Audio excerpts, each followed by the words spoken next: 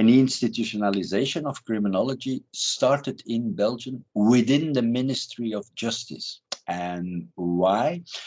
You know, Belgium, we were on the front line in the First World War. And after the armistice in 1919, we created a new police, the judicial police. In Dutch, de gerechtelijke politie bij het parket van de procureur des konings. In French, police judiciaire, près du parquet du procureur du roi. And at that very moment, already in 19, they decided that you should be educated until you're 18. So it was, a higher education. But those policemen and officers had direct contact with magistrates which were formed at universities with law degrees. So at a certain moment, the Ministry of Justice took the decision to create a school for criminology and criminalistics within the framework of the Justice Department. And so those agents, officers of the judicial police could follow a higher education in criminology. In the 30s, the initiative was taken first by the Université Libre de Bruxelles, because they were interested in criminology. And the tradition at the ULB, and you should remember, Adolf Prinz was a professor there, social defense. So it was broader than just criminal law as such. So the ULB started, followed by Leuven, and especially for our proper university. The first ideas in Ghent started in 1936. At that very moment, it was Nico Gunsburg, who was a professor at Ghent University. And he studied what was happening at Brussels University, Leuven University, but he was also looking abroad. So in 1936, he mentioned to the faculty board, at Ghent, we need a school, an institute for criminology. And so at Ghent University, it was realized in 1938. So we had an institutionalization within the Ministry of Justice, afterwards followed by the universities in the law faculties, and the criminology departments today are still in the law faculties. So it was Brussels, Leuven, Ghent. On the other side, because Brussels at that very moment was a French-speaking university, Louvain, it was bilingual. The courses were taught in Dutch language, in French language. Ghent University taught already in the Flemish or in the Dutch language from 1930. So, and then of course you see a shift in Belgian universities, that the Université Libre de Bruxelles created a Dutch-speaking university, Vrije Universiteit Brussel, and from the very beginning they also had a criminology department.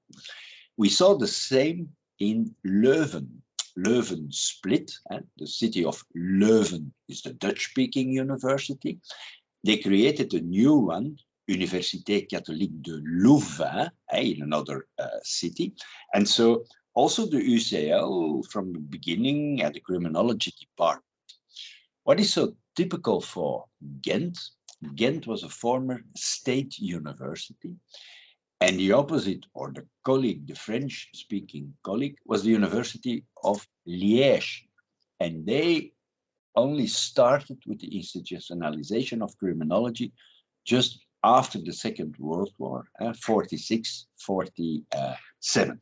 So it means today that our criminological institutions are in 6 universities, 3 Dutch-speaking, 3 French-speaking.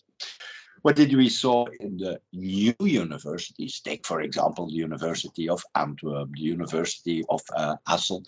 They do not have criminology departments. But in general, it means 6 universities with proper criminological institutions.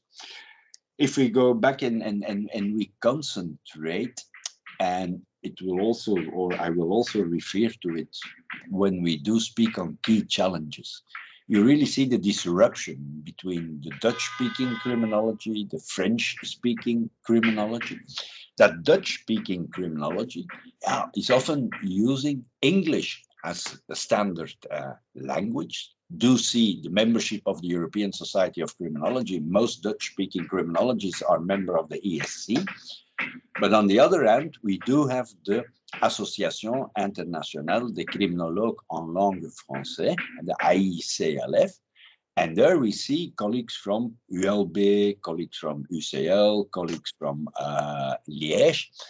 And it's a real disruption if you go into the journals, the Dutch-speaking criminology, especially Panopticum, for example, Panopticum, which was created already in 1980. And it was a common initiative from Leuven, Brussels, and Ghent. On the other side, you don't see a Belgian French-speaking journal. They go into existing international French-speaking journals. So when we do come, and the big change in criminology was in the 90s, and the undergraduate, the bachelor, as we said in the past, it was the candidate's degree, 2 years of law, 2 years of psychology, sociology, and so on. The older generation is really formed from a theoretical point of view. When I was at the university in the beginning of the 80s, we never had courses on statistics. We never had courses on doing research, not quantitative, not qualitative. So the basic entrance was, of course, law, sociology, psychology, and afterwards, when we moved, and especially due to the reform in Europe with bachelor, master's degree, PhD, we did see an influence from other sciences. From my own perspective, I have always been interested in economics as such. I was a market functioning and so on. And of course, you have the rational choice perspective as a theory with a kind of economical reasoning behind. I do think that criminology missed. There is no such thing as criminology and economics. In the Anglo-Saxon world, you see psychology and economics, law and economics, sociology and economics. So we do not have that kind of evolution. But I do think that economy can be seen as an entrance to criminology. The same we do see with history.